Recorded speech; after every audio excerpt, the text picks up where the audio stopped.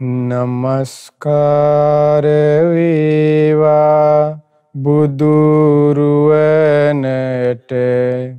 සැමදා බුදු හිමි සරණ යමි. නමස්කාර වේවා ධම්රුවනට සැමදා සදහම් සරණ යමි. නමස්කාර වේවා සංඝරුවනට සැමදා මහා සංඝ සරණ යමි. නමස්කාර වේවා තුනුරුවනට සැමදා තිසරණ සරණ යමි. සාදු සාදු සාදු. ඔබ අප සියලු දෙනාටම මේ උතුම් ධර්මයේ කියලා දෙන ඔබ අප සියලු දෙනාගේම ගුරු දේවෝත්තම කල්යාණ මිත්‍ර පින්වත් ලොකු ස්වාමින් වහන්සේට අප සියලු දෙනාගේම නමස්කාරය වේවා. සාදු සාදු සාදු. ශ්‍රද්ධාවන්ත පින්වත්නි, වෙනද වගේම අදත් මේ ඉරිදා දවසේ සතියන්ත සීල භාවනා වැඩසටහනේ උදෑසන ධර්ම දේශනාව ශ්‍රවණය කරන්නටයි මේ පින්වුතුන් බලාපොරොත්තු වෙන්නේ. ඉතින් අද උදෑසන මේ පින්වුතුන්ට අපි කියලා දෙන්න සාකච්ඡා කරන්න කල්පනා කළා බුදුරජාණන් වහන්සේගේ උතුම් දේශනාවක්. මේ දේශනාව සඳහන් වෙන්නේ සංයුක්ත නිකාය 3 වෙනි පොත් වහන්සේගේ. මේ පොත් වහන්සේගේ තියෙන්නේ 3 වෙනි පොත් වහන්සේගේ තියෙන විශේෂත්වය මොකද්ද? ඒ තමයි මෙහි සූත්‍ර බොහෝමයක් අඩංගු වෙන්නේ පංච උපාදානස්කන්ධය මුල් කරගෙන. එතකොට මේ සංයුක්ත නිකාය 3 වෙනි පොත් වහන්සේට කියනවා අපි කන්ද සංයුක්තය කියලා. එතකොට මේ කන්ද සංයුක්තයේ සංයුක්ත නිකාය 3 වෙනි පොත් වහන්සේගේ තියෙන ගද්ධූල බද්ද සූත්‍රය තමයි අද අපි උදෑසන වරුවේ සාකච්ඡා කරන්නේ. ගද්දූල බද්ද කියලා කියන්නේ ගද්දූල බද්ද කියලා කියන්නේ දන් වලින් ගැට ගහපු සුනකයා බලු පැටියා කියන එක අර්ථය. ඒ කියන්නේ එක කණුවක අපි ගෙදරින් අපි බලු පැටිය ගැට ගහන්නේ. එතකොට මේ බලු පැටිය අර දන් වලේ දුරට අර කණුව වටේනේ ගමන් කරන්නේ. අන්න ඒ වගේ ගද්දූල බද්ද කියන වචනේ තේරුම දන් වලින් ගැට ගැසු සුනකයා ගැන වදාළ දෙස්කුම. ඒ සුනකයා උපමා කරගෙන වදාළ දෙසුම කියන එක. මේ සූත්‍ර දේශනාව භාග්‍යතුන් වහන්සේ සවැත් නුවර ජේතවනාරාමයේ වැඩ ඉන්නකොට තමයි ස්වාමීන් වහන්සේලාට සිදු කරන්නේ. භාග්‍යතුන් වහන්සේ දේශනා කරනවා අනමතග්ගෝ යම් භික්කවේ සංසාරෝ පුබ්බා කෝටි නපඤ්ඤායති.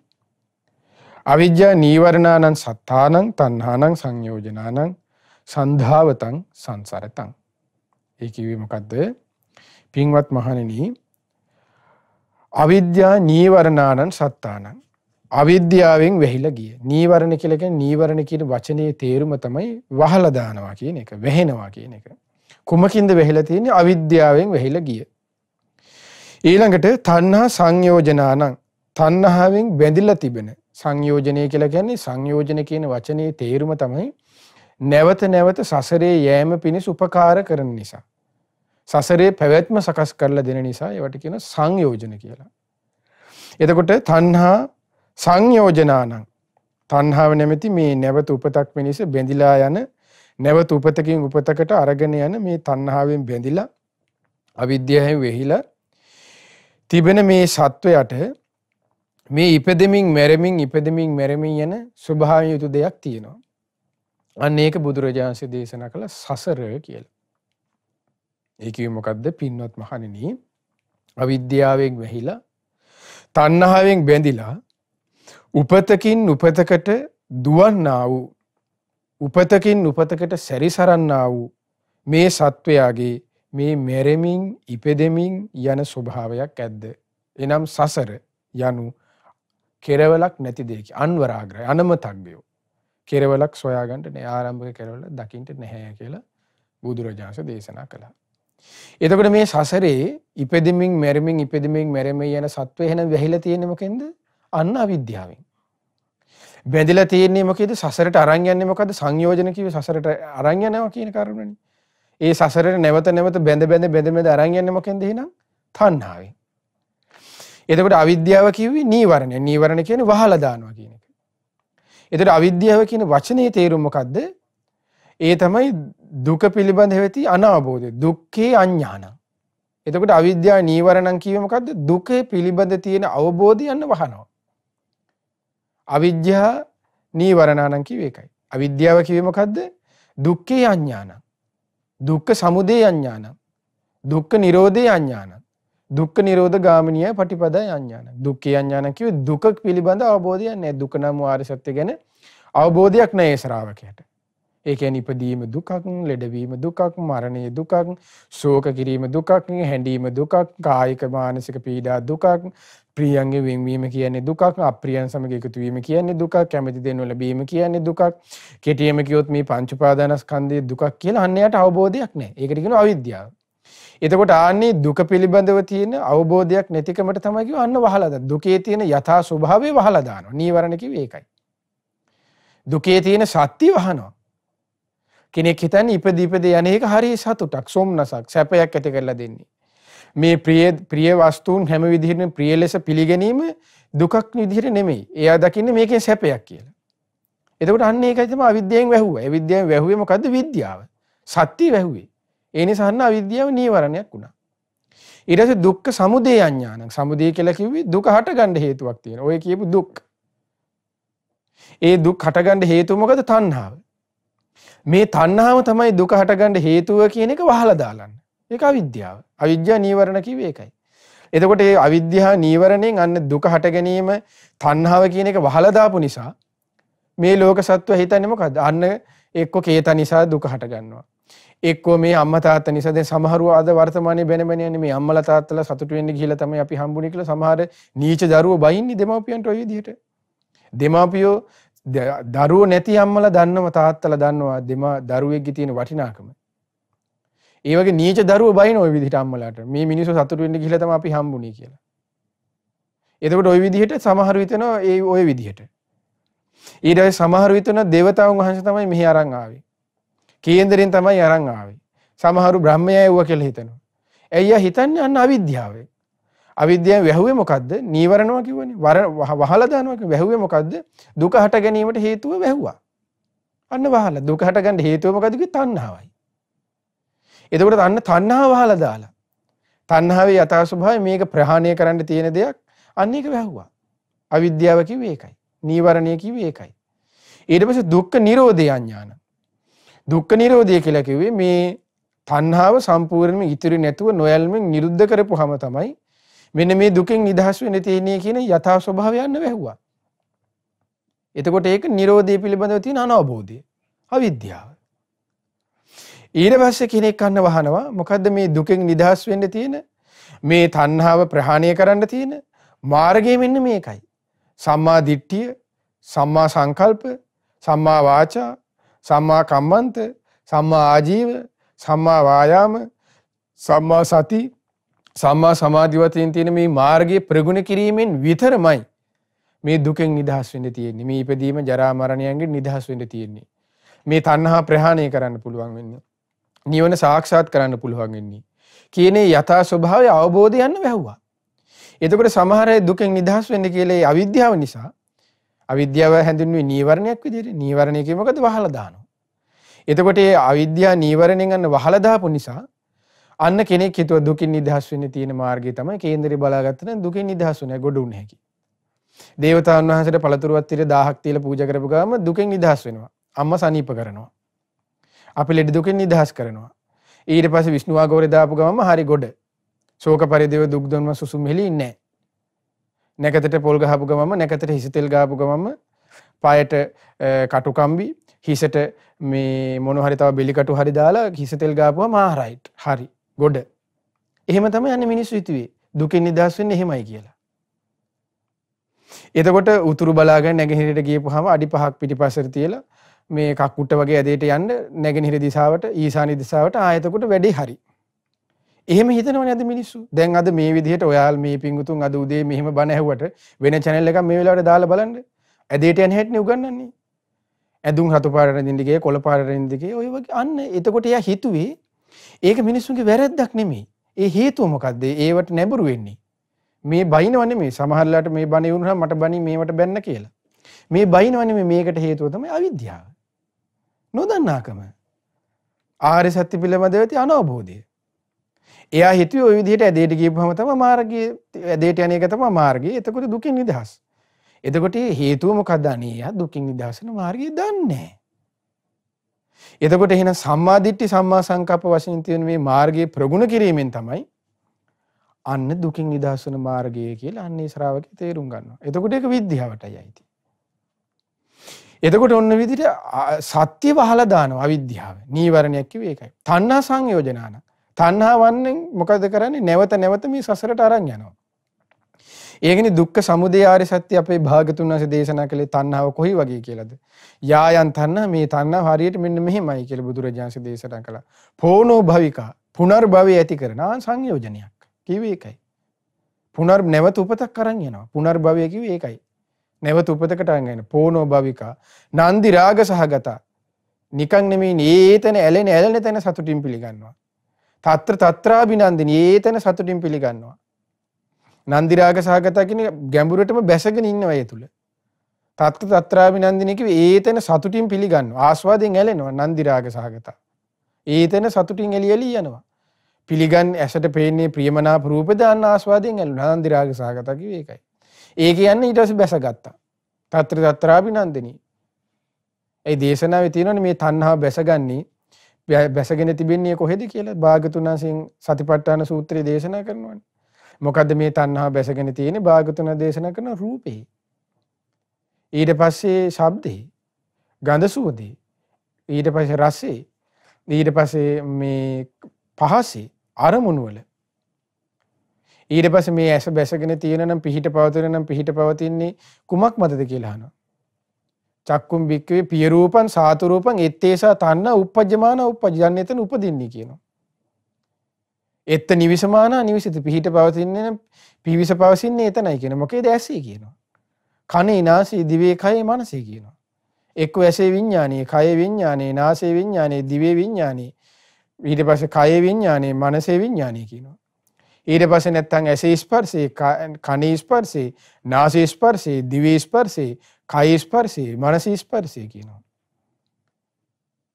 එතකොට ඔන්න තණ්හාව සංයෝජනාන. එතකොට ඔන්න ඔය අවිද්‍යාවෙන් වැහිලා තියෙන නිසා තණ්හාව සංයෝජනයක් විදිහට ඔය විදිහට ක්‍රියා කරන නිසා මේ සත්‍යය මොකද දාන්න භාගතුන දේශනා කරනවා.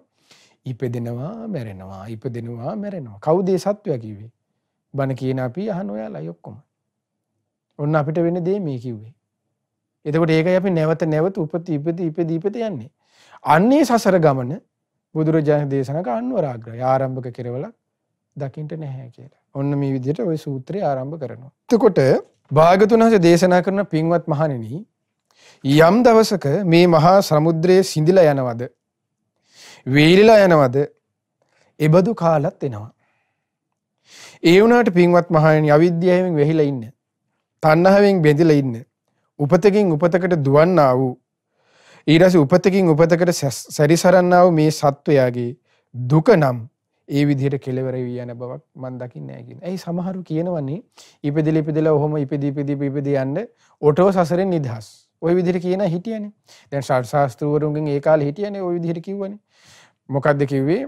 නූල් බෝලයක් අරගෙන හැකිතාක් දුරට ඒ නූල් බෝලේ දැන් නූල් බෝලේ අපි මෙහෙම කරලා විසි කරාට පස්සේ නූල් බෝලේ රෝල්ලා ගිහිල්ලා නූල් බෝලේ යම් තාක් නූල් ලැද්ද ඒ දුරට ගිහිල්ලා නූල් බෝලේ ගැලවිලා යනවනේ.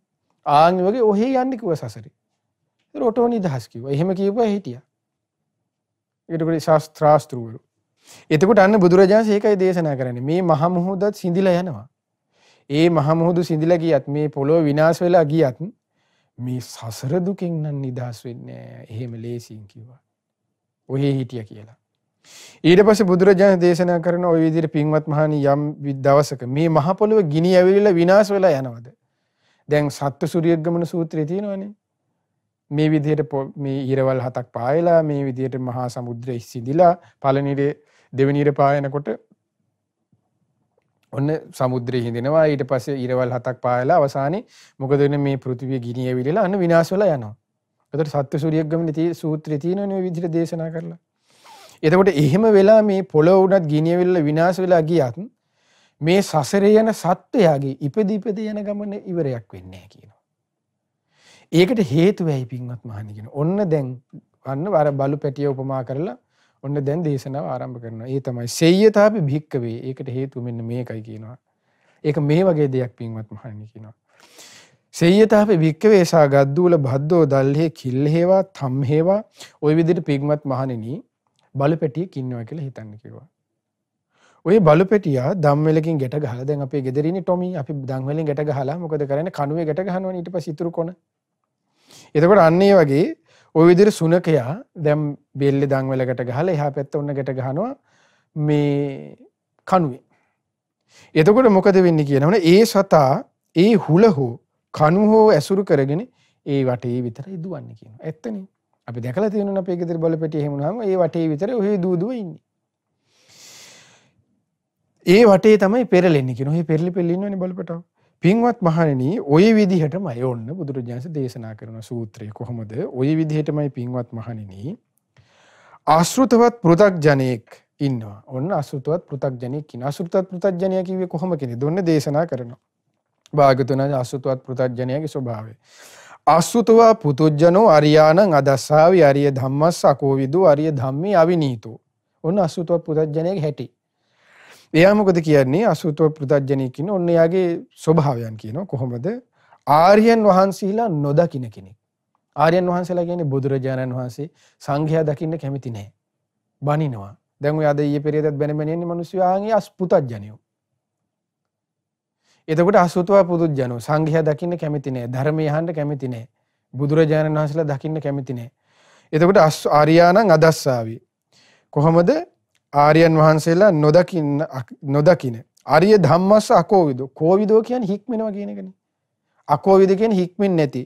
ආර්ය ධර්මයේ නොහික්මුණ. ඊට පස්සේ සත්පුරුෂාණං අදස්සාවි. සත්පුරුෂයන් වහන්සේලා දකින්න අකමැති. සත්පුරුෂ ධම්මේ අකෝවිදෝ. සත්පුරුෂය වහන්සේලාගේ මේ ධර්මයේ හික්මෙන්නේ නැති ඔන්න පුද්ගලයෝ ඉන්නවා කියනවා. ඒගොල්ලෝ මොකද කරන්නේ කියනවා. ඔන්න බුදුරජාණන් දේශනා කරනවා කොහොමද?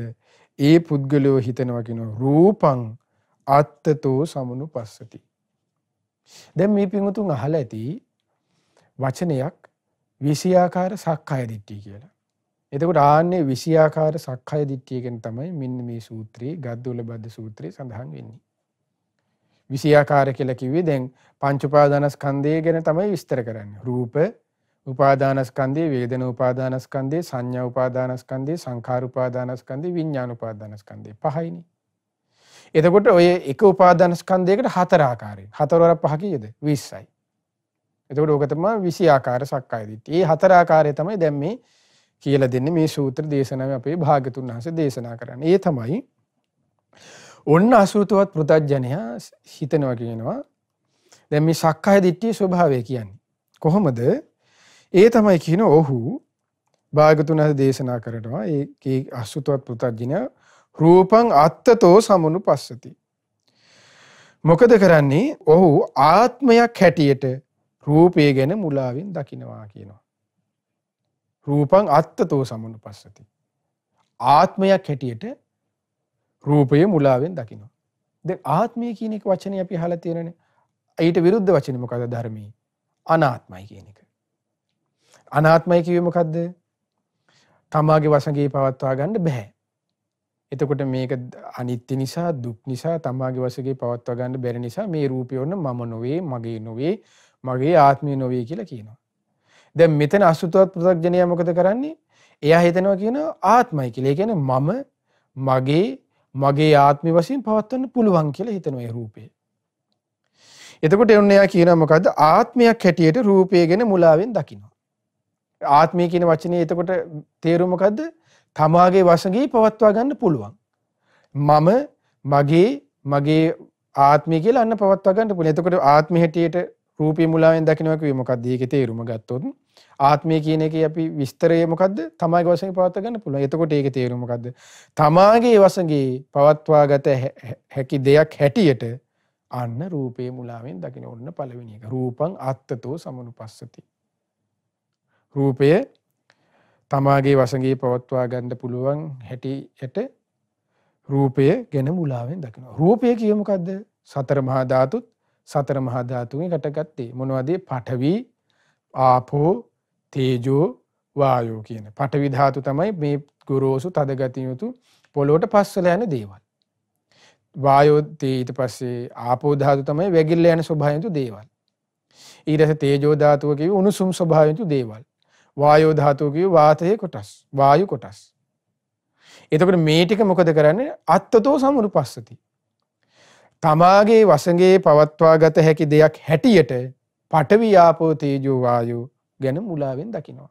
පඨවි ආපෝ තේජෝ වායෝ වලින් හටගත්ත දේ ගැන මුලාවෙන් දකින්න ඕන තව විදිහකට කිව්වොත්. එතකොට ඒ කියන්නේ යා පඨවි ධාතුව කියේ මොකද්ද? කෙස්, ලොම්, නියපොතු, දත්, සම, මස්, නහර, ඇට, ඇටමිදුළු, වකුගඩු, හදවත, අක්මාව, දලඹුව, කුඩා බඩවැල, මහ බඩවැල, ආමාශය, හිස් මොළ, අසුචි. එතකොට ඔන්න මූලික පඨවි ධාතු 20යි. ඊට අමතරව තව ගොරෝසු තදගතිය දේවල් ඇද්ද? ඒවත්. එතකොට මොකද්ද මේකේ තේරුම? අත්තතෝ සමනුපස්සති. ඒ කිව්වේ මොකද්ද? ආත්මයක් හැටියට. ආත්මයි කිව්වේ තමාගේ වශයෙන් පවත්වාගත හැකි දෙයක් හැටියට රූපේ මුලාවෙන් දකිනවා. ඒකේ පඨවි ධාතුව ගැන මුලාවෙන් දකිනවා. පඨවි ධාතුත් වෙන්නේ දැන් රූපේ හැදලා තියෙන පඨවි ආපෝ තේජෝ වායුන් සතර මහා ධාතු සතර මහා ධාතුන් වෙන්නේ. දැන් මේ රූපේ විස්තර කරන්නේ. ඊට පස්සේ ඔන්න එයාත් ඊළඟට එයා ආත්මයි කියලා සංඥාවෙන් ගන්නවා මොකද්ද? ඒ තමයි අර ආපෝ ධාතු. පිත, සෙම, සැරව, ලේ, දහඩිය, තෙල් මන්ද, කඳුළු, වුරුණු තෙල්, කෙල, සොටු, සඳ මිදුළු, මුත්‍රා. එතකොට මේ රූපය කියන එක හොඳට මතක තියාගන්න ඕනේ. එතකොට අතීත අනාගත වර්තමාන කාලයත් අවකාශයත් අතර පවතින මේ රූපය ගැන කතා කරන්නේ. කාලය කිව්වේ මොකද්ද? අතීතයේ නිරුද්ධ වී ගිය. වර්තමානයේ හටගෙන තිබෙන. අනාගතේ හට නොගත්. ඒ ඔක්කොම රූපේ මේ අත්තතෝ සමුනුපස්සති කිව්වේ. ඊට පස්සේ අවකාශය. අවකාශය කිව්වේ අධ්‍යත්තාවා බහිද්ධාවා. ආධ්‍යාත්මික වේවා බාහිර වේවා. ඊට පස්සේ ඕලාරිකං වා සුකුමං වා. ගොරෝසු වේවා සියුම් වේවා. හීනං වා ප්‍රනීතං වා. හීන වේවා ප්‍රනීත වේවා. යන් දූරේ සාන්තිකේවා. දුර හෝ වේවා ළඟ හෝ වේවා. මේ සියලු රූප. ඒතර රූප කිව්වේ සතර මහා ධාතු සතර මහා ධාතුන් හටගත දේ. ඒ සියල්ල ගැන අන්න ආත්මයේ හැටියට මුලාවෙන් දකිනවා. තමාගේ වශයෙන් පවත්වා ගැට හැටි දෙයක් හැටියට කාලයත් අවකාශයත් අතර පවතින සතර මහා ධාතු සතර මහා ධාතුන් හටගත්ත දේ ගැන අන්න මුලාවෙන් දකින්න ඕන තව විදිහට කිව්වොත් පළවෙනි ආකාරය. ඊට තේදෝ ධාතුව කියේ මොකද්ද? සන්තප්පති. සන්තප්පති කියලා කිව්වේ මේ ශරීරයේ පවතින සාමාන්‍ය උණුසුම. ජිරීයති. මේ අපි වයසට යන්න ජරා ජීර්ණ වෙන්න උපකාර වෙන තේජෝ ධාතුවක්. සන්තප්පති ජිරීයති පරිඩහ්‍යති. පරිඩහ්‍යති කියලා කියන්නේ විශේෂයෙන් හට ගන්නා උණුසුමක් තියෙනවා. ඊට පස්සේ පාචක. පාචක චේදෝ ධාතුව කියලා කිව්වේ භාගතුන් දේශනා කරන ආසිත පීත කායිත සායිත සම්මා පරිණාමං ගච්ඡති. අපි කාපු බීපු දේවල් රස විඳපු දේවල් ඒවා දිරවීම නිසා අපි මේ ආහාරයේ දිරවන්න උපකාර වෙනවා තේජෝ ධාතුවක්. ඒතකොට මේ ටික ඊට අමතරව මේ ශරීරයේ යම් ස්වභාවයක තේජෝ ධාතුවක් ඇති උණුසුම් ස්වභාවයක ඒ ඔක්කොම තේජෝ ධාතු වලට ගන්න කිව්වා. එතකොට ඒ ටික තමයි අර කාලයත් අවකාශයත් අතර පවතින රූපය තුල තියෙන්නේ. හීන විදිහට ගත්තත් ප්‍රනීත විදිහට ගත්තත් දුර විදිහට ගත්තත් ළඟ විදිහට ගත්තත් ආධ්‍යාත්මිකයි කියලා ගත්තත් බාහිරයි කියලා ගත්තත් හැම එකකම තියෙන මේ ස්වභාවය. පඨවි ආපෝ තේජෝ වායෝ වලින් සකස් වෙච්ච රූපයක් තියෙන්නේ. ඒක තමයි කාලය අවකාශය අතර පවතින එක්ක අතීතේ නිරුද්ධ වෙලා වර්තමානයේ හටගෙන ඊට පස්සේ අනාගතේ හට නොගත්. එතකොට අන්න ඒ රූපේ තමයි අත්තතෝ සමුනුපස්සති. තමාගේ වශයෙන් පවත්වාගත හැකි දෙයක් හැටියට මුලාවෙන් දකිනවා. එයා දකින්න මුලාවෙන් දකින්න. ඒක මේ තියෙන සංඥා විපල්යාසයේ මේ මූලික සංඥා විපල්යාසයක් මේ කතා කරන්නේ. දැන් සංඥා විපල්යාසය තුල තියෙනවනේ මොකද්ද? අපි අහලා තියෙනනේ ධර්මයේ තුල සංඥා විපල්යාස වල තියෙනවා අනිත්‍ය දේ නිට්ටයයි. අනිත්‍ය නිච්ච සංඥා. දැන් අපි අරන් ඉන්නේ එහෙමනේ. අනිත්‍ය මේ ඇස කන නාසය දිවකය මනස. රූප වේදනා සංඥා සංකාර විඥාන කියන මේ හැම දෙයක්ම අනිත්‍ය. නමුත් අපිට නිට්ටයයි. එතකොට අපි මේ වැරදි සංඥාව තුල ඉන්නේ. ඊළඟට දුක්ඛේ සුඛ සංඥා. අපිට මේ භාගතුන දේශනා කළේ මේක දුකයි අපිට සැපයි. අපි මේ වැරදි සංඥාව තුල ඉන්නේ. ඊට පස්සේ අනාත්මදී ආත්ම යන්න මෙන්න මේ ස්වභාවය. දැන් අනාත්මයි. අපි දකින්නේ මොකද්ද? ආත්මයි කියලා මුලාවෙන් දකිනවා. ඊට පස්සේ අසුභයි. අපි දකින්නේ සුභයි. අන්න ඒ විදිහ. එතකොට ඒකෙත් මෙන්න මේ කොටස් හතරකට රූපය ගැන මූලික වෙන් කරනවා. පළවෙනි එක මොකද්ද? ඒ තමයි භාගතුන දේශනා කරනවා මොකද්ද? රූපං අත්තතෝ සමුනුපස්සති. ඒ මොකද්ද? ඔහු ආත්මේ හැටියට රූපය ගැන මුලාවෙන් දකිනවා. ඒ කියන්නේ ඔහු තමාගේ වසඟේ පවත්වා ගත හැකි දෙයක් හැටියට සතර මහා ධාතුන් හටගත් කාලය අවකාශය අතර පවතින සතර මහා ධාතුන් හටගත් දේ තමාගේ වසඟේ පවත්වා ගත හැකි දෙයක් හැටියට අන්න මුලාවෙන් දකිනවා. පළවෙනි එක. ඔන්න දෙවෙනි එක. ඊට පස්සේ දෙවෙනි ආකාරය රූපය ගැන හතරකට තියෙනවා කිව්වනේ. එක උපාදානස්කන්ධයකට හතර ආකාරයෙන් පළවෙනි එක ඒ කිව්වේ. දෙවෙනි එක භාගතුන දේශනා කරනවා රූපං වා අත්තානං. ඒකුවේ මොකද්ද කියනවා? ආත්මයක් රූපයෙන් හැදී තිබෙන හැටියට මුලාවෙන් දකිනවා. ආත්මය කිව්වේ මොකද්ද? අපි කිව්වේ තමාගේ වශයෙන් පවත්වා ගන්න පුළුවන් කියන එක. එතකොට එයා මොකද කරන්නේ? තමාගේ වශයෙන් පවත්වා ගන්න හැටි දෙයක් රූපයෙන් හැදී තිබෙන බව අන්න දකිනවා. දැන් අර මොකද මේ ස්වභාව මේ හතරම කතා කරපුවා මේ පින්වතුන්ට තේරි එකම ස්වභාවයක් ගැන මේ කතා කරන්නේ කියලා. ආයේ කැරිකි එකම ස්වභාවයක් ගැන කතා කරන්නේ මේ. ඇයි මේ උපමාව ගත්තේ මොකද්ද?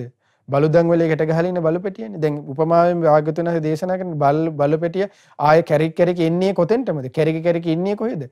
අර කුඤ්ඤේ වටේ මේ එතනමනේ කැරිකි ඉන්නේ. එතකොට ඒ වගේ තමයි මේ රූපේ වටේ ওই විදිහට කැරිකි හතර ආකාරයකින් දැක කැරිකි ඉන්නව එකම විදිහට.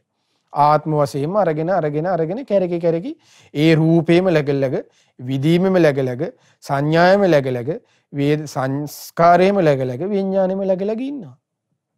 ආත්ම වශයෙන් අරගෙන එක්කෝ එක පළවෙනි විදිහට ගන්නවා, එක්කෝ දෙවෙනි විදිහට ගන්නවා, එක්කෝ තුන්වෙනි විදිහට ගන්නවා, එක්කෝ හතරවෙනි විදිහට ගන්නවා. ඒ මොන විදිහට ගත්තත් එකම ආකාරයකින් ආත්ම සංඥාවෙන් ගන්න තියෙනවා. ඔන්න දෙවෙනි එක භාගතුන් හස මොකද දේශනා කළේ? රූපං වා අත්තානං. ඒ තමයි භාගතුන් හස කියන ආත්මයක්. ඒ කියන්නේ තමාගේ වශයෙන් පවත්වා ගත හැකි දෙයක්. රූපයෙන් හැදී තියෙන බව. සතර මහා ධාතුන්ගෙන් කාලය අවකාශය අතර පවතින සතර මහා ධාතුන්ගෙන් හැදී තිබෙන හැටියට මුලාවෙන් දකිනවා. එතකොට ආත්මයක් මේ සතර මහා ධාතුන්ගෙන් තමාගේ වශයෙන් පවත්වා ගන්න පුළුවන් ස්වභාවයක් මේ සතර මහා ධාතුවේ හැදී තියෙනවා කියලා එයා දකිනවා. ඇයි ඒ නිසා සමහර අය කියන්නේ මට ඕන විදිහට මේ හැම එකම තියෙන්න ඕන. ඇයි ආධ්‍යාත්මික රූපෙත් ගන්නවා තමාගේ. බාහිර එකත් ගන්නවා. ඊට පස්සේ හීනේවත් ගන්නවා. ප්‍රනීතේවත් ගන්නවා. දුර එකත් ගන්නවා. ළඟ එකත් ගන්නවා. ඊට පස්සේ සියුම් එකත් ගන්නවා. ගොරෝසු එකත් ගන්නවා. එයා හිතන්නේ හැම එකම මේක ආත්මයි. තමාගේ වශයෙන් ගන්න පුළුවන් කියලා. එතකොට ආත්මයක් රූපයෙන් හැදී තිබෙන හැටි මුලාවෙන් දකිනවා. තමාගේ වශයෙන් පවත්වා ගන්න පුළුවන් ස්වභාවයක් මේ සතර කාලයත් අවකාශයත් අතර පවතින රූපයෙන් හැදී තිබෙන හැටියට මුලාවෙන් දකින ඕන දෙවෙනි එක. පළවෙනි එක මොකද්ද? රූපං අත්තතෝ සමුනුපස්සති. ආත්මේ හැටියට රූපේ දකිනවා. තමාගේ වශයෙන් පවත්වා ගන්න පුළුවන් කියලා ආත්මයක් හැටියට රූපේ දකිනවා. ඊට පස්සේ ආත්මෝ දෙයක් තමයි මේ රූපයෙන් හැදලා තියෙන්නේ කියලා අන්න දකිනවා. දෙවෙනි එක. ඊළඟට භාග්‍යතුන් වහන්සේ දේශනා කරනවා අත්තනිවා රූපං. ඒ තමයි කියනවා ආත්මයේ තුල. ඒ කියේ මොකද්ද? තමාගේ වශයෙන් පවත්වා ගත හැකි ස්වභාවයේ තුල රූපේ තිබෙන බව අත්තනිවා රූපං. තමාගේ වශයෙන් පවත්වා ගත හැකි ස්වභාවයේ තුල කාලයේ අවකාශය අතර පවතින සතර මහා ධාතුන් හටගත්තු මේ රූපේ තිබෙන බවට මුලාවෙන් දකිනවා. අන්න තුන්වෙනි එක. ආත්මය තුල තියෙනවා.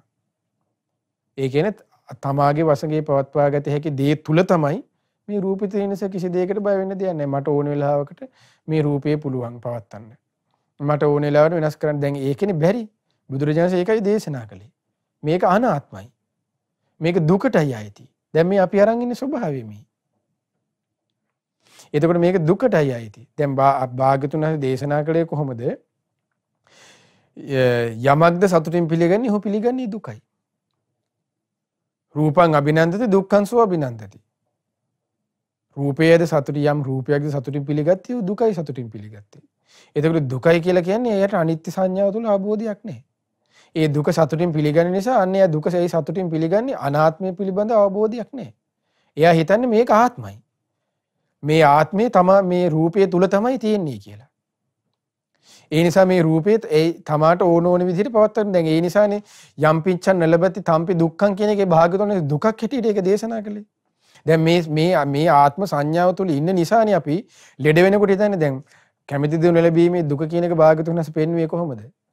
ඒ තමයි මේ සත්වයා ජාති ධම්මානං ආවසෝ සත්තානං ඒවං ඉච්ඡා උප්පජ්ජති. මේ ජාති ඉපදීම උරුම කරගත් සත්වයන් හට මෙවැනි දෙයක් ලැබීමට කැමැත්තක් උපදින්නේ. ඒවන් ඉච්ඡා උප්පජ්ජති. කොහොමද? අහෝවතම යන ජාති ධම්ම ආස්සාම. මං කරා මේ ඉපදීම නොයන්නේ නම් කොතරම් හොඳද? එහෙත් ඒ කැමැත්ත තිබූ පමණින් ළඟා කරගන්නට නොහැකි. වෙයි අනාත්ම නිසා. අපි හිතන්නේ අපිට කැමැත්ත තියෙනවා. තිබ්බ පමණින් මේක පුළුවන්. ඇයි ඒ? ආත්මය තුල රූපේ තියෙනවා කියලා අපි ඉන්නේ. අපිට උපත කියන එක අපිට උපත හැටියට භාගතුනා දේශනා කළේ මොකද්ද? කන්දහනම් පාතු බාහුව. මේ ස්කන්ධයන්ගේ පහළ. එතකොට මේ ස්කන්ධයන්ගේ ස්වභාවයක් නේ මේ කියන්නේ මේ හතර ආකාරයෙන් විස්තර කර කර. එතකොට මේක ආත්මයි කියලා අපි ගන්න. එතකොට මේ ස්කන්ධයෙන් අපිට ඕන විදිහට පවත්වන්න පුළුවන් කියලා හිතන්නේ. නමුත් භාගතුනා දේශනා කරන බෑ. ඒ කැමැති තියෙන ලැබීමේ දුක ඒ අනාත්ම නිසා. නමුත් අපි හිතන් ඉන්නේ මෙන්න මේ ආකාරයට. මොකද්ද? ඒ තමයි ආත්මය බුදුරජාණන් දේශනා කරන ආත්මනිවා රූපං. ආත්මයක් රූපයෙන් හැදලා තියෙන හැටියට මුලාවෙන් තමාගේ වශයෙන් පවත්වා ගත හැකි දෙයක් හැටියට මේ සතර මහා ධාතුන්ගෙන් හැදී තිබෙන රූපේ හැටියට අන්නේ මුලාවෙන් දකිනවා. ආත්මනිවා රූපං. තුන්වෙනි එක. හතරවෙනි එක භාගතුන් වහන්සේ දේශනා කරනවා රූපස්මින් වා අත්තානං. ඒ තමයි කියනවා ආත්මයේ තිබෙන්නේ. ඒකෙ මොකද? තමාගේ වශයෙන් පවත්වා ගන්න පුළුවන් ස්වභාවයේ තිබෙන්නේ රූපයේ තුල. ඒකෙ මොකද? කාලයත් අවකාශයත් අතර පවතින සතර මහා ධාතුන්ගෙන් හටගත් රූපයේ තුල බවට මුලාවෙන් දකිනවා. ඒ කියන්නේ ආත්මයේ තිබෙන්නේ රූපයේ තුල බව මුලාවෙන් දකින්න ඕන. හතරවෙනි එක. ආත්මයේ තිබෙන්නේ ඒ කියන්නේ තමාගේ වශයෙන් පවත්වා ගන්න පුළුවන් ස්වභාවයේ තිබෙන්නේ රූපයේ තුල. රූපය කියේ මොකද? ආධ්‍යාත්මික මොකද්ද? කාලය අවකාශය අතර පවතින සතර මහා ධාතුන් හටගත් දින ආන්ගේ තුල තමයි තියෙන්නේ කියලා මුලාවෙන් දකිනවා. ඔන්න දැන් එතකොට තේරුණ එකම ආකාරයක් මේ විවිධ පරියායකින් භාගතුන දේශනා කළා. ඉතින් මොකද්ද? අනාත්ම ස්වභාවය. අනාත්මයි දුක් නිසා. ඒක අනිත්‍ය නිසා. දුක් නිසා. මේ ස්වභාවය අනාත්ම නිසා තමයි මේක මගේ ආත්මෙ නොවේ වෙන්නේ. අපි මේ ආකාරයට අල්ලන් ඉන්න නිසා අපි හිතන්නේ මේක මගේ ආත්මය. ඇයි ආත්මයි කියලා නේද? ආත්මයි කියන සංඥාවෙන් ගන්න වෙන්නේ මොකද්ද? මගේ ආත්මය කියාම අන්න බෙන්දි බෙවි අහුවෙවි යනවා. ඇයි අර බලු පෙට්ටිය දැන් මේ උපමාව කිව්වේ මොකේද? ඒ සතා ඒ කණුවේ ඇසුරු කරගෙන මේ වටේමයි දුවන්නේ. රූපේ වටේමයි දුවන්නේ. වේදනාව වටේමයි දුවන්නේ. ඊට පස්සේ දේශනා කළේ මොකද්ද? ඒ රූපේ ඒ කණුව වටේමයි ලගින්නේ. රූපේමයි ලගින්න යන්නේ. එක්කෝ කොහොමද මේ රූපේ ආත්මයි කියලාද ගන්නවා. මේ මොකද්ද කරන්නේ? ආත්මේ හැටියට රූපය ගැන මුලාවෙන් දකිනවා. එහෙම නැත්නම් ආත්මයක් රූපයෙන් හැදී තිබෙන දෙයක් හැටියට මුලාවෙන් දකිනවා. ආත්මයේ තුල රූපී තිබෙන බවට මුලාවෙන් දකිනවා. ආත්මයේ තිබෙන්නේ රූපයේ තුල බව මුලාවෙන් දකිනවා. එකම කණුව වටේ කැරික් එකම විදිහට යනවා.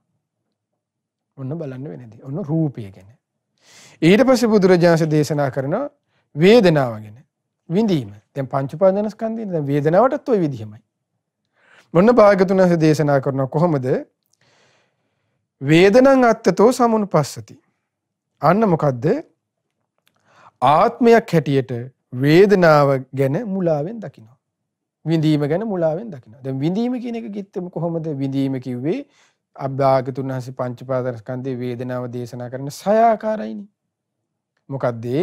ඇසී ස්පර්ශයෙන් හට ගන්නා විඳීම, කනී ස්පර්ශයෙන් හට ගන්නා විඳීම, නාසී ස්පර්ශයෙන් හට ගන්නා විඳීම, දිවේ ස්පර්ශයෙන් හට ගන්නා විඳීම, කයි ස්පර්ශයෙන් හට ගන්නා විඳීම, මනස ස්පර්ශයෙන් හට ගන්නා විඳීම. ඔන්න ඔය 6 ආකාරෝ විඳීමත් අන්න අර වගේ කාලයත් අවකාශයත් අතර පවතිනවා. කාලයත් අවකාශයත් අතර පවතින ඔය 6 ආකාරෝ වේදනාව මොකද භාගතුන් දේශනා කරන්නේ ආත්මයක් හැටියට වේදනාව ගැන මුලාවෙන් දකිනවා. වේදනං අත්තතෝ සමුනුපස්සති. තමාගේ වසඟේ පවත්වා ගන්නට පුළුවන් දෙයක් හැටියට කාලය අවකාශය අතර පවතින ওই 6 ආකාරව විඳීම ගැන ආන්න මුලාවෙන් දකිනවා. ඒ කියන්නේ මේ ඇසේ ස්පර්ශයෙන් හට ගන්නා විඳීම, කනේ, නාසයේ, දිවේ, කයේ, මනසේ මේ හට ගන්නා විඳීම ආත්මයි කියලා අන්න දකිනවා. තමයිගේ වසඟේ පවත්වා ගන්න පුළුවන් කියලා. ආත්මයක් හැටියට පළවෙනි එක එහෙමනේ. වේදනං අත්තතෝ සමුනුපස්සති.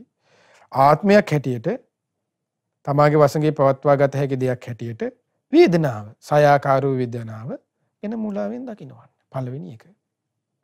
දෙවෙනි එක වේදනාව. ඊළඟ එක මොකද්ද? රූපං වේදනං අත්තතෝ සමුනුපස්සති.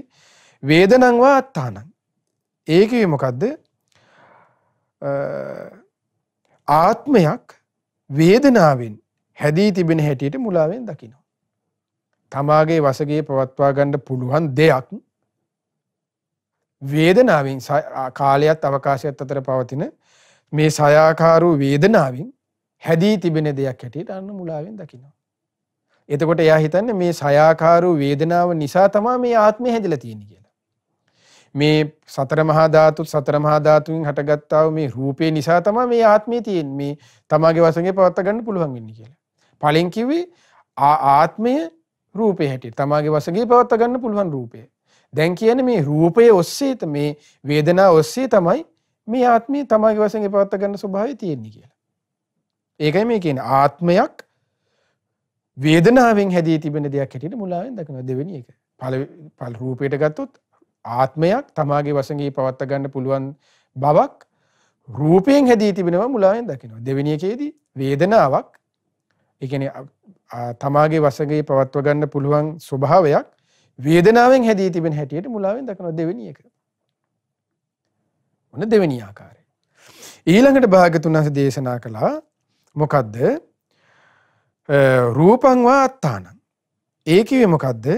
ආත්මයේ තුල රූපං වා අත්තාන එක වේදනං වා අත්තානං. ආත්මයේ තුල තමාගේ වශයෙන් පවත්වා ගන්න පුළුවන් ස්වභාවයේ දේ තුල ඒක ඇතුලේ ආත්මයේ ඇතුලේ ස්වභාවයේ තුල වේදනාව තිබෙන බව.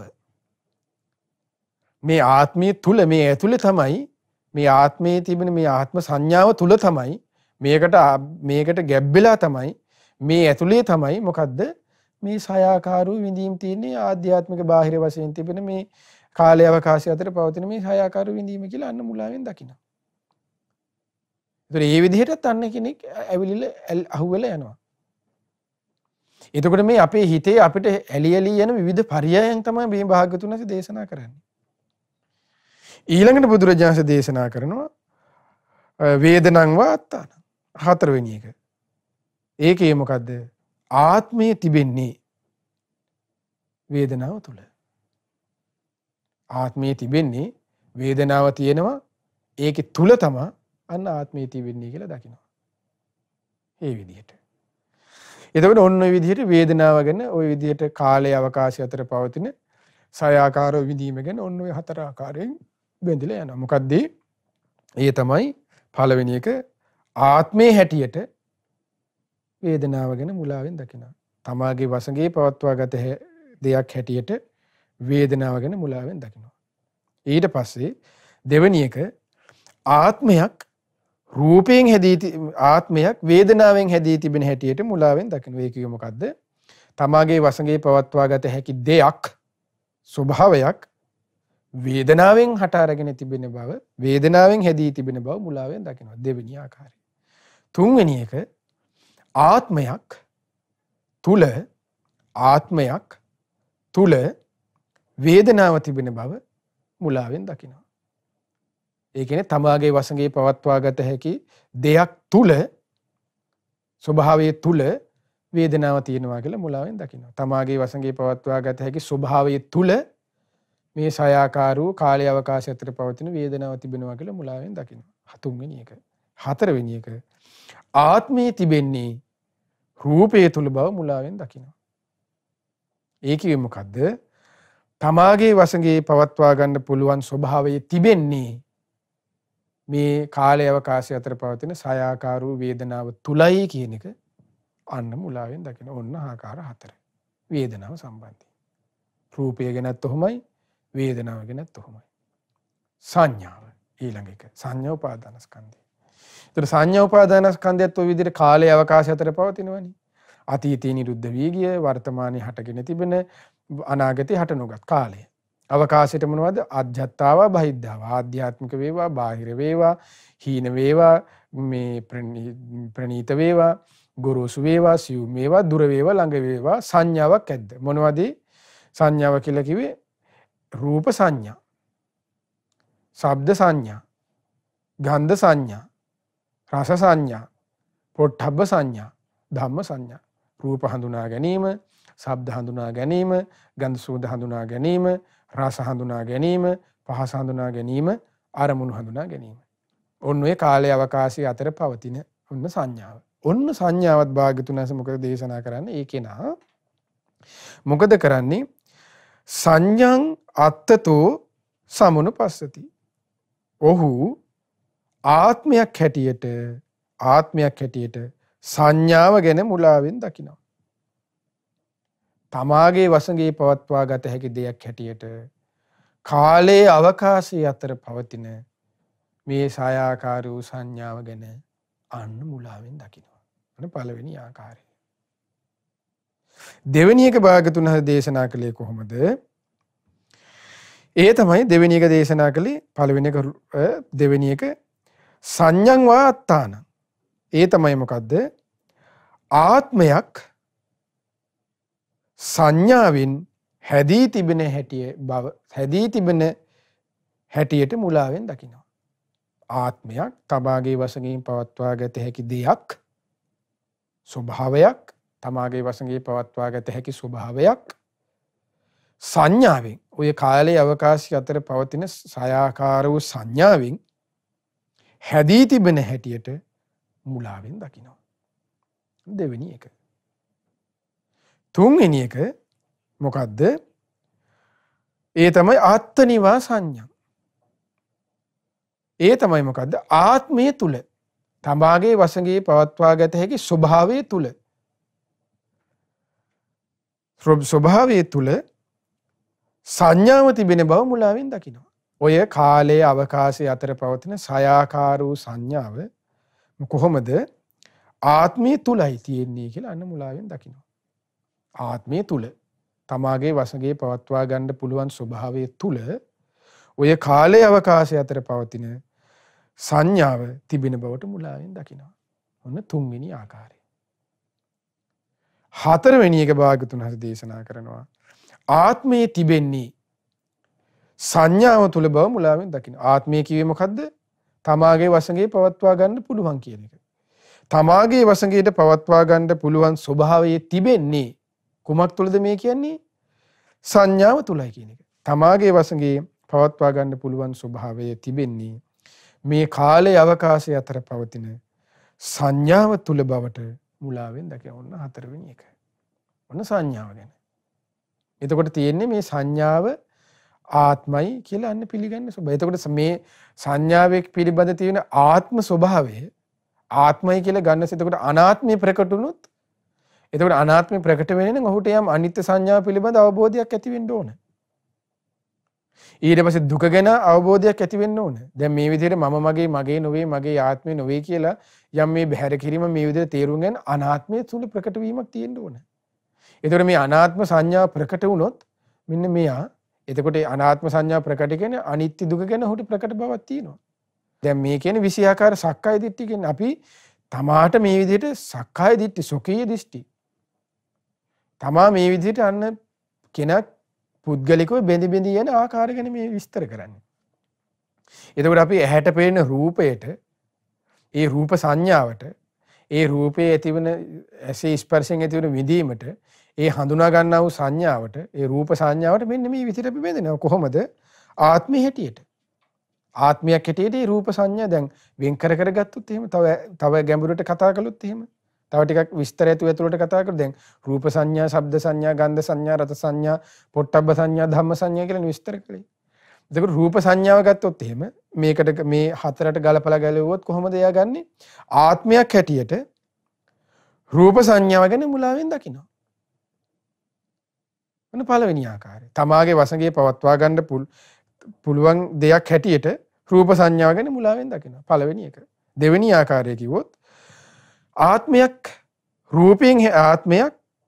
රූප සංඥාවෙන් හැදී තියෙන හැටියට මුලාවෙන් දකිනවා. ඒ කියන්නේ මොකද්ද? තමාගේ වසඟේ පවත්වා ගන්න පුළුවන් දෙයක් මේ රූප සංඥාවෙන් හැදී තියෙන හැටියට මුලාවෙන් දකිනවා. දෙවෙනි ආකාරය. තුන්වෙනි එකට ගත්තොත් තුන්වෙනි එක කිව්වේ මොකද්ද? ආත්මය තුල කතා කළේ. එතකොට මේකෙදි වෙන්නේ මොකද්ද? තමාගේ වසඟේ පවත්වා ගන්න පුළුවන් ස්වභාවය තුල රූප සංඥාව තිබෙන බවට මුලාවෙන් දකිනවා. ඊට හතරවෙනි එක කිව්වේ මොකද්ද? ආත්මය තුල තිබෙන සංඥාවයි කියලා. මේ කිව්වේ මොකද්ද? තමාගේ වසඟේ පවත්වා ගන්න ස්වභාවය පුළුවන් ස්වභාවය තිබෙන්නේ රූප සංඥාව තුලයි කියලා අන්න මුලාවෙන් දකිනවා. ওই විදිහට අපි වේදනාව ගැන කතා කරලා බලමු. අද විඳීමෙත් අපි ගමකෝ ඇසේ ඇති වෙන වේදනාව ගැන. ඇසේ ස්පර්ශයෙන් හට ගන්නවා විඳීම. ඔන්න ඒක අපි පළවෙනි එකට ගලපනවා. මොකද්ද? ආත්මයක් හැටියට ඇසේ ස්පර්ශයෙන් ඇතිවන්නා වූ වේදනාව ගැන මුලාවෙන් දකිනවා. තමාගේ වසඟේ පවත්වා ගන්න පුළුවන් දෙයක් හැටියට ඇසේ ස්පර්ශයෙන් හටගත්තා වූ වේදනාව ගැන මුලාවෙන් දකිනවා. පළවෙනි ආකාරය. දෙවෙනි එක ආත්මයක්. ඒ කිව්වේ තමාගේ වසඟේ පවත්වා ගන්න පුළුවන් ස්වභාවයක් ඇසේ ස්පර්ශයෙන් හැදී තිබෙන බව මුලාවෙන් දකිනවා. ඔන්න දෙවෙනි එක.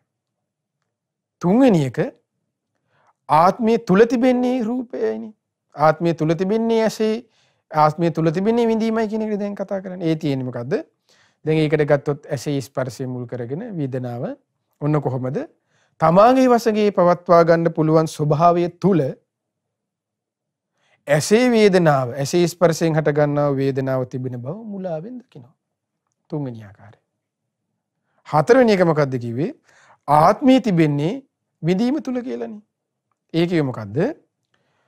ආත්මය තමාගේ වශයෙන් පවත්වා ගන්න පුළුවන් ස්වභාවයේ තිබෙන්නේ ඇසේ ස්පර්ශයෙන් හට ගන්නා වූ වේදනාව තුල බව මුලාවෙන් දකින. ඔන්න හතරවෙනි එක. එතකොට දැන් මේ වෙන එකම ස්වභාවය විවිධ ආකාරයකින් කියලා තියෙන අර දැන් උපමාව බල්ල ලගින්නේ ඒ රූපම ඒ වේදනාව මේ කිව්වේ ඒකයි. එතකොට සංඥාවට අපි කතා කරලා බලමු. අපි ගලමු රස සංඥාවට. මේ හතර ඔන්න ගලපලා ආයෙ කතා කරමු. රස සංඥාවට අරගෙන ඒ කොහොමද? පළවෙනි එක මොකද්ද? ආත්මය හැටියටනේ දකින්නේ සංඥාව. ඔන්න ඒක ගලපනවා. කොහොමද? ආත්මය කියන එකට අපි කතා කරන්නේ මොකද? සිංහල තේරුමේකේ තමාගේ වශයෙන් පවත්ව ගන්න පුළුවන් කියන ඔන්න පළවෙනි එකට ගලපනවා. දැන් මොකද්ද මේ ගලපන්නේ? සංඥාව. සංඥාවේ මොකද්ද? රස සංඥාව. ඔන්න ගන්නවා. තමාගේ වශයෙන් පවත්වා ගන්න පුළුවන් දෙයක් හැටියට සංඥාවනේ. සංඥාවේ මොකද්ද? රස සංඥාව. තමාගේ වශයෙන් පවත්වා ගන්න පුළුවන් දෙයක් හැටියට රස සංඥාව ගැන මුලාවෙන් දකිනවා. පළවෙනි එක. දෙවෙනි ආකාරය. තමාගේ වශයෙන් පවත්වා ගන්න පුළුවන් ස්වභාවයක් රස සංඥාවෙන් හැදී තිබෙන හැටියට මුලාවෙන් දකිනවා. හැදී තිබෙන බව මුලාවෙන් දකිනවා. දෙවෙනි එක. තුන්වෙනි එක. තමාගේ වශයෙන් පවත්වා ගන්න පුළුවන් ස්වභාවය තුල රස සංඥාව තිබෙන බව මුලාවෙන් දකිනවා. තුන්වෙනි එක. ආත්මය තුල සංඥාව තියෙනවා. තුන්වෙනි එකේ කිව්වේ. හතරවෙනි එක කිව්වේ කියන්නේ දැන් අපි කතා කරන්නේ ආත්මය තිබෙන්නේ රූපය තුලයි කියන එක. එතකොට කොහොමද? ආත්මය තිබෙන්නේ රූපය තුලනේ. ආත්මය තිබෙන්නේ රස සංඥාව තුලයි කියන එක. කොහොමද? තමාගේ වශයෙන් පවත්වා ගන්න පුළුවන් ස්වභාවය තිබෙන්නේ රස සංඥාව තුල බවට මුලාවෙන් දකිනවා. අන්න. දැන් තේරෙනවා ඇති. ඒතර අපි විඳීම ගැන උදාහරණ ඔය විදිහට ආයම කතා කළා. සංඥාව ගැන කතා කළා. ඊට පස්සේ සංස්කාර. රූප, වේදනා, සංඥා, සංස්කාර. සංඛාර කියේ මොකද්ද?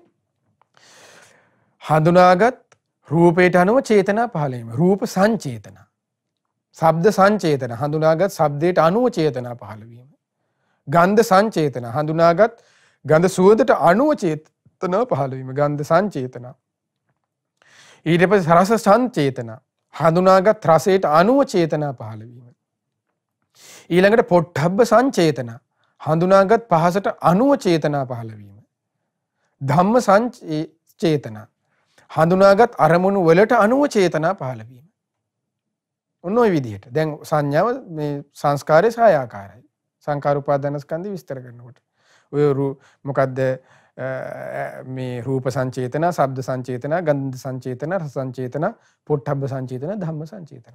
එතකොට ඔන්න. එතකොට මේකෙදි අපි ඔන්න අර හතර ආකාරයට සංඥාව දාලා බලනවා. කොහොමද ඔහු අරන් ඉන්නවා කියන ආත්මයක් හැටියට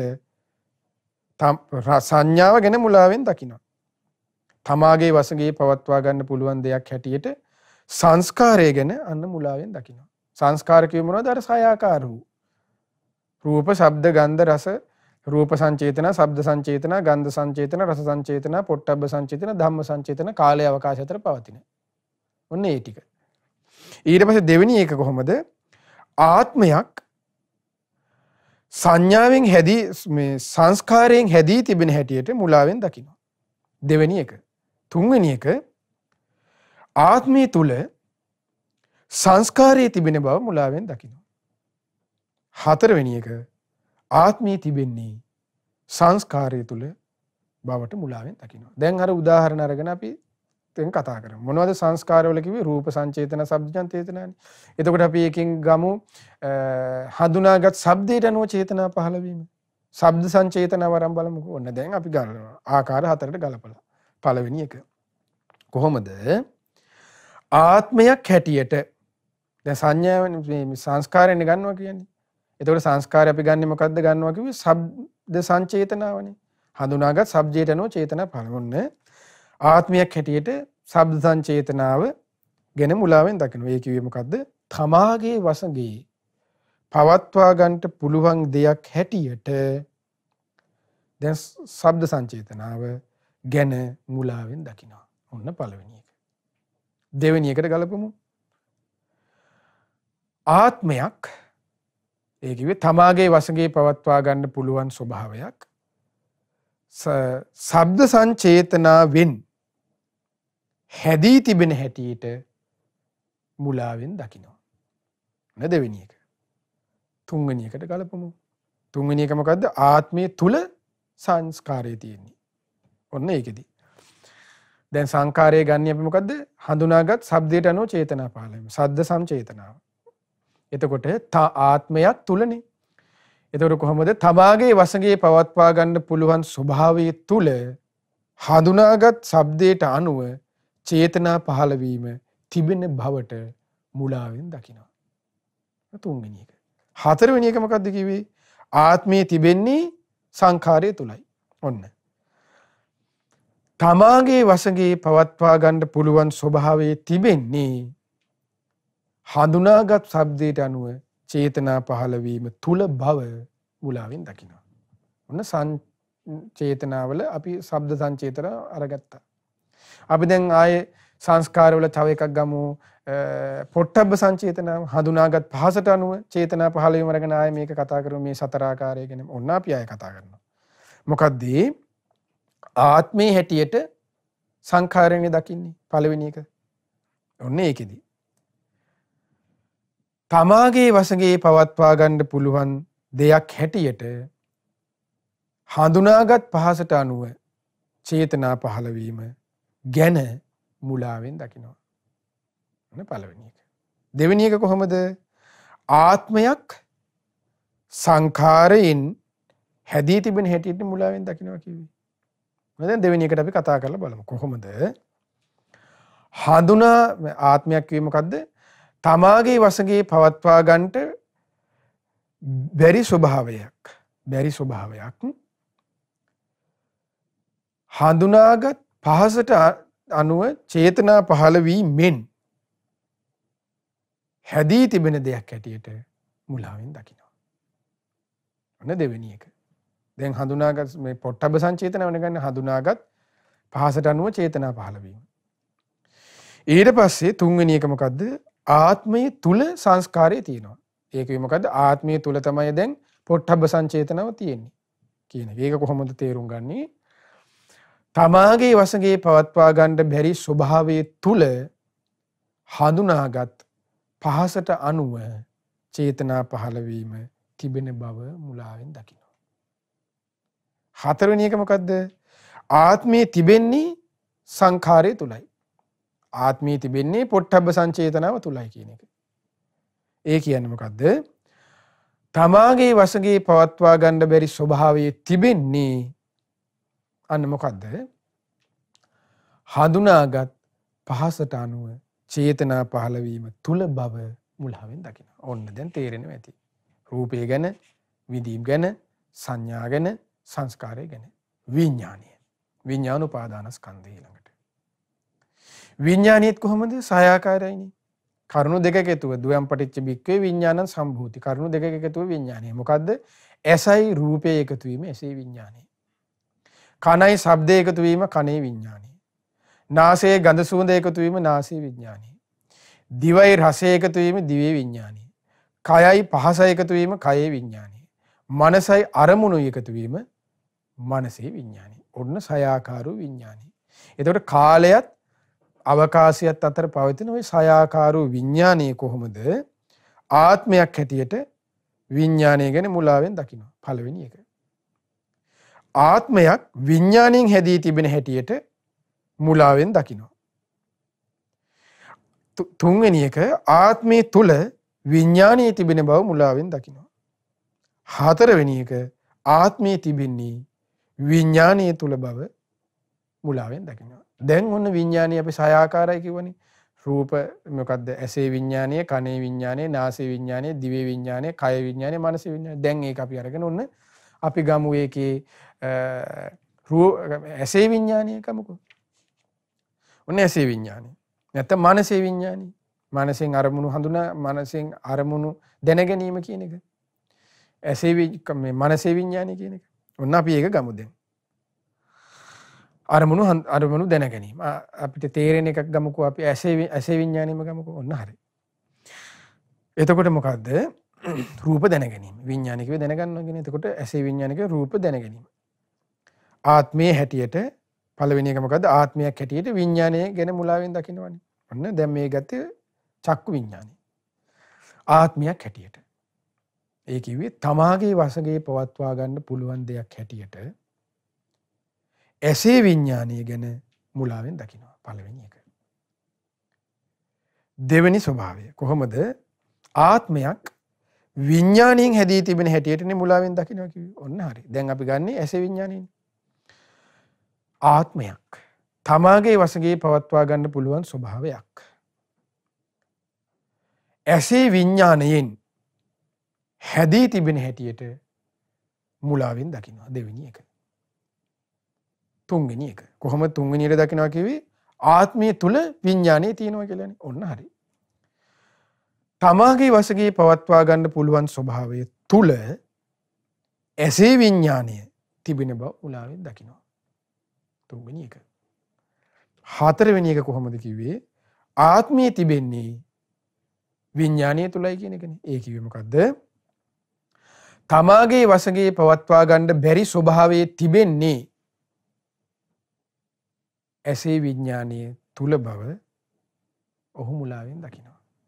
ආත්මයේ තිබෙන්නේ තමාගේ වශයෙන් පවත්වා ගන්න පුළුවන් කියන ස්වභාවය තිබෙන්නේ ආත්මය කිව්වේ තමාගේ වශයෙන් පවත්වා ගන්න පුළුවන් කියන එකනේ. අනාත්මයි කියන්නේ බෑ කියන එකනේ. එතකොට මෙතන ආත්මයි කියලා කියන්නේ තමාගේ වශයෙන් පවත්වා ගන්න පුළුවන් කියන ස්වභාවය තිබෙන්නේ අන්න ඇසේ විඥානය තුල බව මුලාවෙන් දකිනවා. ඔන්න ඔය විදිහට. එතකොට ඕක ප්‍රහාණය වුණා කියලා කියන්නේ මේක අනිත් පැත්තනේ. ඒ කියන්නේ මොකද්ද? අනාත්මය ගැන අවබෝධයක් තියෙනවා.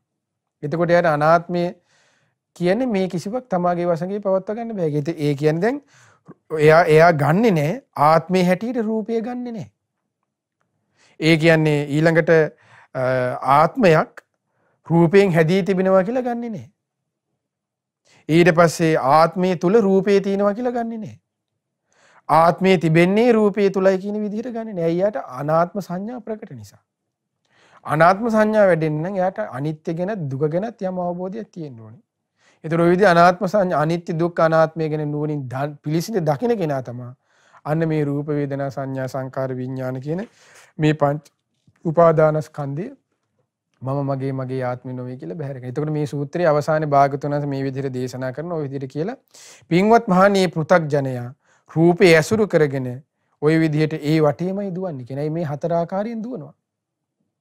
ඒ පෘථග්ජනයා වේදනාව ඇසුරු කරගෙන ඒ වටේමයි දුවන්නේ. ඇයි බලු පැටිය දුවන්නේ? බලු දන් වල තියෙන ඒ කුඤ්ඤ වටේනේ, දුර වටේනේ. අන්න ඒ වගේ. සංඥාව ඇසුරු කරගෙන ඒ වටේමයි දුවන්නේ. සංස්කාරය ඇසුරු කරගෙන ඒ වටේමයි දුවන්නේ. විඥානය ඇසුරු කරගෙන ඒ වටේමයි දුවන්නේ. ඇයි? ඇසේ විඥානය, කනේ විඥානය මුල් කරගෙන කොහොමද එයා ඒ වටේම දුවනවා කියලා කියන්නේ? ඔන්න ඒ ආත්මේ හැටියට ඇසේ විඥානය ගැන මුලාවෙන් දකිනවා. ඊට පස්සේ ආත්මේ තිබෙන්නේ ඇසේ විඥාණයෙන් හැදී තිබෙන හැටියට මුලාවෙන් දකිනවා. ආත්මේ තිබෙන්නේ ඇසේ විඥානයේ තුල බව මුලාවෙන් දකිනවා. ඊට පස්සේ ආත්මයේ තුල තමයි මේ ඇසේ විඥානයේ තිබෙන්නේ කියන එක මුලාවෙන් දකිනවා. එතකොට එයා ඒක වටේම තමයි විඥානයේ වටේ තමයි läග කැරක් කැරක ඉන්නවා කියන එක මේ කියන්නේ. රූපේ läග කැරක් කැරක ඉන්නවා. වේදනාවේ läග කැරක් කැරක ඉන්නවා කියලා කියන්නේ. කවුද මේ අසුතව පුතග්ජනයා කියනවා. පින්වත් මහණේ ඔය විදිහට රූපේ ඇසුරු කරගෙන ඒ වටේම දුවන ඒ වටේම පෙරලෙන වේදනාව සංඥාව සංස්කාර විඥාන ඔය විදිහට ඇසුරු කරගෙන ඒ වටේම දුවන ඒ වටේම පෙරලෙන ඒ අසුතවත් පුතග්ජනයාට නම් ඒ විෂයාකාරෝ මේ ආකාරයට විෂයාකාරෝ මේ සක්කාය දිට්ඨියට මේ විදිහට ඇලිලා ඉන්න මේ අසුරුතවත් පෘථග්ජනයට නම් අන්න භාගතුනා දේශනා කරනවා රූපයෙන් නිදහස් වීමක් නන්නේ. ඇත්තනේ මේ විඳීම් වලින් නිදහස් වීමක් නන්නේ. අයියා මේ විදිහට ආත්මයි කියලා ඇලෙන්න බැරි නම් වෙන විදිහකින් හරි ඇලෙනවා. රූපයේ තුල නෙමෙයි තියෙන කියලා ඇලෙනවා. රූපයෙන් බාහිර කියලා හරි ඇලෙනවා. මොන විදිහකින් හරි ආත්ම සංඥාවට ඇලෙනවා. එලි යනවා. සංස්කාරයෙන් නිදහස් වීමක් නන්නේ. විඥාණයෙන් නිදහස් වීමක් නන්නේ. ඉපදීමෙන් ජරා මරණයෙන් ශෝක වැළපීම් දුක් දුම්නස් සුසුම් හිලීම් වලින් නිදහස් වීමක් නන්නේ. ඔහුට මේ සසරේ ගමනමයි තිබෙන්නේ කියලා අන්න භාග්‍යතුන් වහන්සේ දේශනා කරනවා. ඉතින් ඔන්න ඔය විදිහට භාග්‍යතුන් වහන්සේ මේ විදිහට ගද්දුල බද්ද සූත්‍රයේ හරි ලස්සනට ඔය විදිහට මේ විෂයාකාරෝ සක්කාය දිට්ඨිය ගැන භාග්‍යතුන් වහන්සේ මේ ගද්දුල බද්ද සූත්‍රය දේශනා කළා. මොකද රූප වේදනා සංඥා සංකාර කියන ඒ පංච උපාදානස්කන්ධය ගැන හතර ආකාරය මොකද්ද? හැම උපාදානස්කන්ධෙම ඒ තමයි. හොඳට ඔන්න ආයෙ මතක තියාගන්න. ඒ තමයි කොහොමද ආත්මයේ හැටියට අපි රූපය අරන් කතා කරමුකෝ. ආත්මයේ හැටියට රූපය ගැන මුලාවෙන් දකිනවා. පළවෙනි එක රූපං ආත්තතෝ සමනුපස්සති. ආත්මයේ හැටියට රූපය ගැන මුලාවෙන් දකිනවා. දෙවෙනි එක ආත්මයක් රූපයෙන් හැදී තිබෙන හැටියට මුලාවෙන් දකිනවා. දෙවෙනි එක රූපං වා ආත්තාන. තුන්වෙනි එක ආත්මයේ තුල රූපයේ තිබෙන බව මුලාවෙන් දකිනවා. ආත්තනිවා රූපං. හතරවෙනි එක මොකද්ද? ආත්මයේ තිබෙන්නේ රූපයේ තුල බව මුලාවෙන් දකිනවා. රූපස්මින් වා ආත්තාන. ඔන්න ඔය හතර. වේදනාවටත් ඔය විදිහයි. සංඥාවටත් ඔය විදිහයි. සංස්කාරයටත් ඔය විදිහයි. විඥාණයටත් ඔය විදිහයි. උතර ඔන්න ඔය විදිහට දැන් අර බෙදා විග්‍රහ කර බලපුවම තේරුම් ගන්න හරි ලේසි. ඒතර වේදනාව ගැන තේරුම් ගත්තොත් ඔය හය ආකාරෝ වේදනාව ගැන කාලය අවකාශය අතර පවතින. ඊට පස්සේ සංඥාව ගැන තේරුම් ගත්තොත් ඔය සය ආකාරෝ සංඥාව කාලය අවකාශය අතර පවතින. ඊට පස්සේ සංස්කාරය ගැන තේරුම් ගත්තොත් ඔය කාලය අවකාශය අතර පවතින සය ආකාරෝ සංස්කාරය ගැන. ඊට පස්සේ විඥානය ගැන ගත්තොත් ඔය සය ආකාරෝ විඥානය. ඔය විදිහට බෙදා මේ තමාට විෂයාකාරෝ සක්කාය දිට්ඨිය ගැන හොඳට මේ ගද්දුල බද සූත්‍රයට අනුව තේරුම් ගන්න පුළුවන්. ඉතින් ඒ නිසා මෙන්න මේ දේ තමයි බුදුරජාණන් අපිට දේශනා කළේ අනිත්‍ය දුක්ඛ අනාත්ම වශයෙන් නෝනින් විමසලා ධර්මයේ තේරුම් ගන්න කියලා. මේක තමයි දැන් අර පටිච්ච පංච උපාදානස්කන්ධ විදර්ශනා කරනකොට ආධ්‍යාත්මික බාහිර හීන ප්‍රනීත දුර ළඟ වේවා මේ සියල්ල මේ රූප මම නොවේ මගේ නොවේ මගේ ආත්මය නොවේ කියලා අනිත්‍ය දුකයි අනාත්මයි කියලා නෝනින් විමසනකොට ආනී ශ්‍රාවකයට මේ විදිහට මේ විෂයාකාරෝ මේ සක්කාය දිට්ඨි නිදහස් වෙන්න වාසනාව ලැබෙනවා. ඒක විෂයාකාරෝ සක්කාය දිට්ඨි නිදහස් වුණා කියලා කියන්නේ කාටද? සෝවන් වුණා කියන එකයි. සම්මා දිට්ඨියට පැමුණුණා කියන එක තමයි මේ ලෝකෝත්තර සම්මා දිට්ඨියට පැමුණුණා කියන අවස්ථාව. එතකොට මේ ලෝකෝත්තර සම්මා දිට්ඨියට පැමිණෙන්න මේ විෂයාකාර සක්කාය දිට්ඨිය බැහැර කරන්න නම් මේ කියන විෂයාකාරෝ සක්කාය දිට්ඨිය බැහැර කරන්න අර විදිහට අනිදුක්ඛ අනාත්ම වශයෙන් පුරුදු කරන්න. එතකොට මේ අනාත්ම සංඥාවන් තම කෙනෙක්ගේ හිතෙන් බැහැරුණා කියන්නේ මේ විෂයාකාරයෙන් තියෙන මේ අනාත්ම මේ ස්වභාවය බැහැරුණා කියන්නේ සක්කාය දිට්ඨිය නිදහස් වුණා. සක්කාය දිට්ඨිය දුරු කරා ප්‍රහාණය කළා. සෝවාන් වුණා කියන එකයි. සතර අපාය නිදහස් වුණා කියන එකයි. සෝතාපන්න කියන්නේ ආර්ය අෂ්ටාංග මාර්ගයට බැසගත්තා කියන එක. ඉතින් ඒ නිසා මේ විදිහට ඔබ අප හැම දිනාටමත් මේ ධර්මයන් අනිත්‍ය දුක්ඛ අනාත්ම වශයෙන් ඥෝනින් ඉවසමින් මේ සක්කාය දිට්ඨියෙන් බැහැර කරමින් ගෞතම බුදුසසුනේ පිළිසරණ ලබන්න ඔබ අප හැම දිනාටද වාසනාව ලැබේවා. මෙවැනි වටිනා ධර්ම දේශනා නැරඹීමට ශ්‍රද්ධා YouTube චැනලය සබ්ස්ක්‍රයිබ් කර සීනුව ලකුණ ඔබන්න.